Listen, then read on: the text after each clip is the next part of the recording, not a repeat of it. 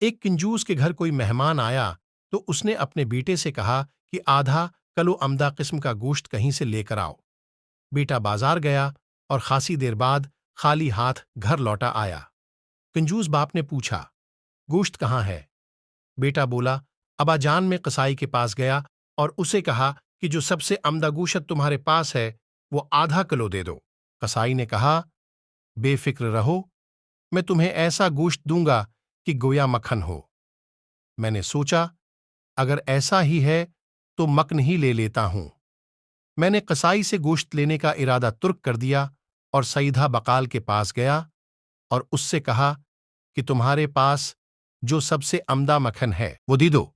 بقال نے کہا، بے فکر رہو، میں تمہیں ایسا مکھن دوں گا کہ شہد ہو۔ میں نے سوچا کہ اگر ایسا ہی ہے تو پھر شہد ہی خرید لوں۔ چنانچہ میں شہد والے کے پاس گیا اور اس سے کہا کہ تمہارے پاس جو سب سے عمدہ شہد ہے وہ مجھے دے دو۔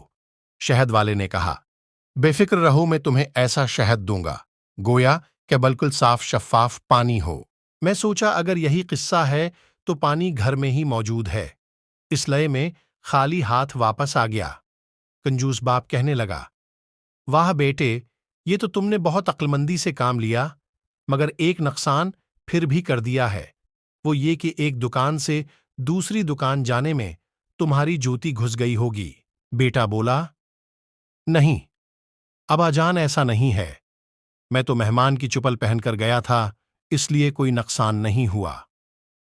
بیچارہ مہمان جو بڑی دیر سے کھانے کے انتظار میں بیٹھا ہوا تھا فوراً اٹھا اور اپنی منزل کو روانہ ہو گیا کہ کہیں دوسرے وقت کے کھانے کے انتظار کے لیے مزید تکلیف نہ برداشت کرنا پڑے۔